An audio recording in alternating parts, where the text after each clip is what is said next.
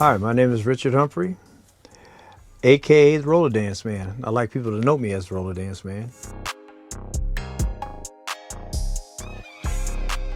1978. The Christmas show with the white patent leather boots. It was a zip-up boot. It was cool. And I always just kind of liked that idea of just no laces. Had no idea what it took to get to that point. I didn't have any money, so I knew I couldn't afford it, but it was a thought. It was always a thought in the back of my mind, because you heard of Jordans and all this, people got their names on stuff.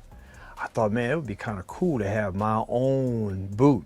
And I've always had this vision. Any video that I've done from the past, even when I put together this one particular video, I actually says it in there that one day I'd hope that I would have my own boot line. So fast forward to 2009, working at the skate store, I told Lee, I said, Lee, I have this great vision of having a boot with no laces. And he said, really? And I said, I have a design in my head, and I said, I just need to figure out how we can work that out. So Lee says, I can make a phone call. He calls Rydell and says, hey, Richard Humphrey here, blah, blah, blah, has an idea. Do you think you guys could try it? Yeah, we could try it. So what they did was, when they first did this not this particular boot, but my first model boot, when they did it, it had no strap at all. Because I thought it was going to just hold on, because it had no laces, it had nothing there. It's literally take away the strap and you had the no strings boot. And then when I put the boot on, I said, oh, it's not gonna work. So I started thinking what would work. So I went to a shoe shop. I said, can you put a strap across there? So they said, yeah, we could do that. So they did that, put the strap across there, put it on. I said, that's it. So I went back to Rydell and I said, Rydell, this is going to work. They came up with the strap design because it has elastic on the inside as well, to have it so your foot is firm. Now, the reason why I came up with the no strings was simple.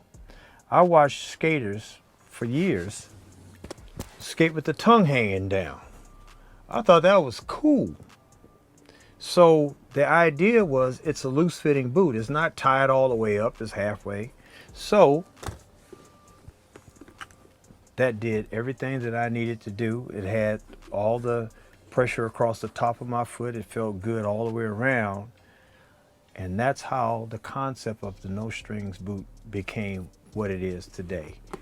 And what people love about it so much is literally one strap, you're out on the floor and you're skating.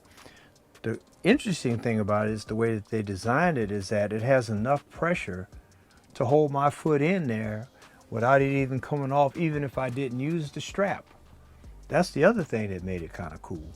So here I can have it as loose as I want, because I see a lot of skaters now, and you have too, I'm sure, they just stick their foot right in the boot and start skating, right? I'm going like, man.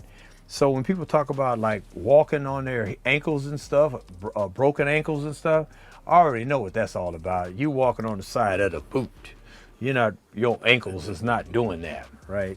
But it just looks cool. Yeah. So, but anyway, with this, you don't have to have, if you want it loose, it'll do the same exact thing. And that's how the whole concept of the no strings boot became what it is today. We thought, man, it would be kind of cool to have a wheel with my name on it too now, right? We got the boot, we got to have a wheel. So he said, let me make a phone call. So he calls Rollerbones and say, hey, Richard Humphrey has a boot. They said, yeah, we could do a wheel. So that's how it became the Richard Humphrey Rollerbones. Now, this particular one says the Golden Rollerbones, and that was because of the golden rollers. And that's how the wheel and the boot thing concept came to be what it is today. And that was 2009, 2010, you know, because, and the other thing, being a black person, African American, having your own boot line, nobody had that. I mean, even the skate companies today, nobody has their name on a boot that they, you know, it's not like a Jordan, you know. You have a skate company, you got Sugar Grip, you got Rydell, you have Harlex, you have, you know, other boots and stuff like that. But to actually have a signature boot, so they even made a special tool to engrave my name in the boot. So that even made it even more special when you got it engraved into the boot. It's there, Richard Humphrey, my signature. That was the stamp. And so I feel really proud about that, because we're talking 1978 concept, fast forward 30 years.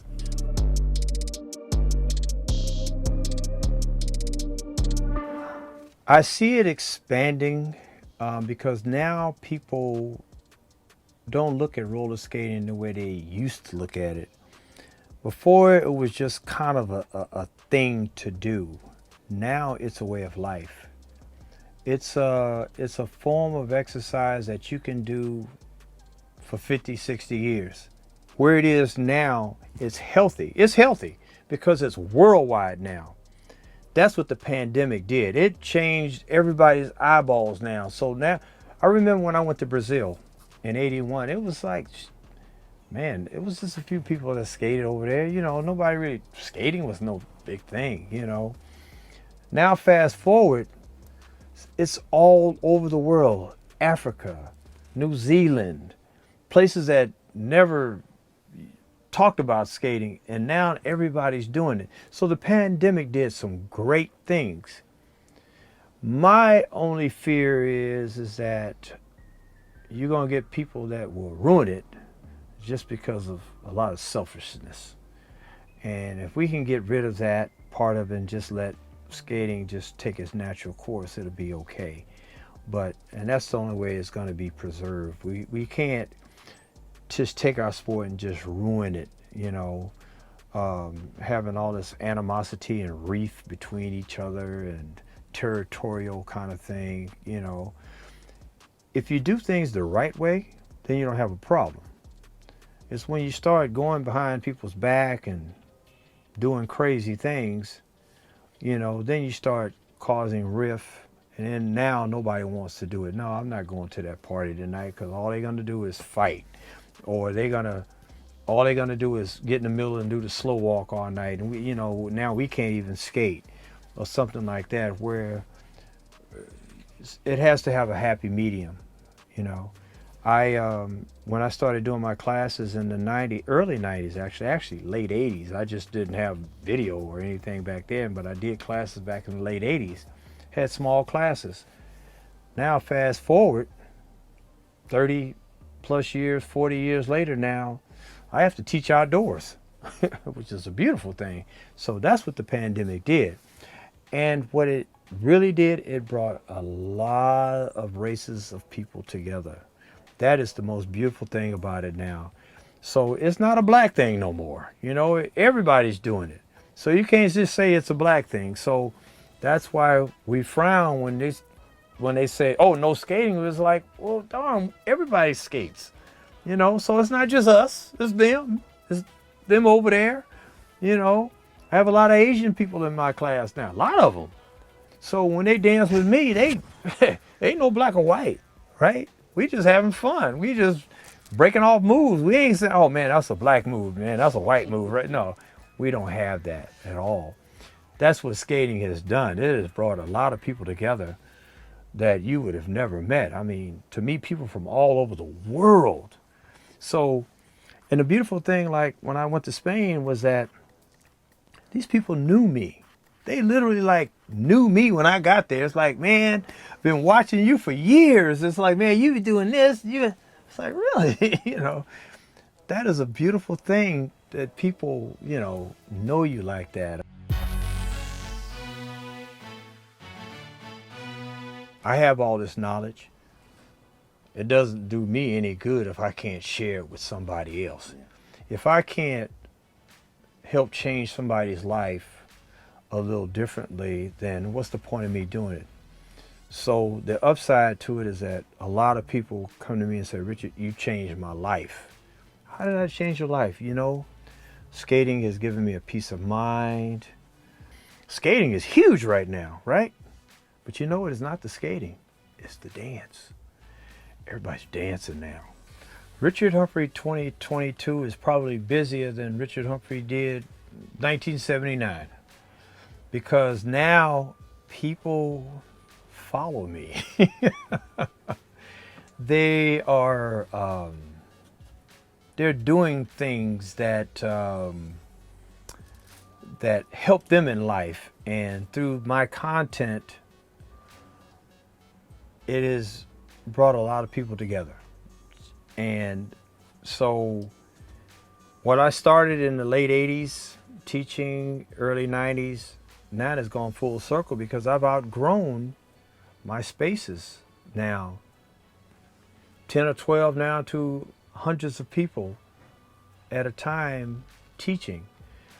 I give a lot of thanks to social media, video-wise. YouTube is a blessing because back when it started happening, I posted everything up to YouTube. I stayed on top of my work and I built on my work. So when I'm able to stand in front of a group of people and talk that roller dance language that they all understand, it's a beautiful thing. I work at that craft. I'm not that guy who's standing in the back trying to figure out how to do it. You know, I'm that guy up front that's the leader. So I've always been a leader, I guess you could say. And not that I set out to do it, it became that. And so I tell everybody I found my niche. My niche was skating and dancing. And dancing became the catalyst of everything. So everybody that know me from dancing on skates. But what I tell everybody, I'm a skater first. I can skate. You just see me dance, right? So they say, well, do something. Then they go, oh, okay. You know, so you don't want me to go there, but I can go there. But that's what I want people. I just want people to know me as this guy that came through my life, that just changed my life, that impacted me in a very positive way versus so much negativity going on. That's what I want people to remember me by. My sharing, my kindness. Because, you know, we've been kicked to the curb so many times in life. It's a hurtful thing. When somebody, no, no, no, no, no. Why can't things be yes, yes, yes? You know, how come things got to be negative? Make it positive. How you turn a negative to a positive? It's simple. You got to give.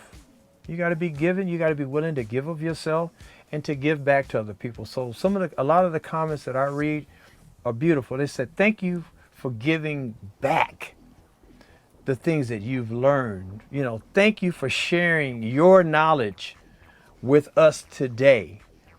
That's what I want to be remembered by. Just giving back and sharing the good things in life and what it has done for me.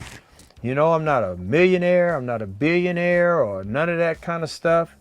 I'm just a happy guy in life who loves to roller skate, who learned some things that he could share with others and make other people happy. That's what I want to be remembered by.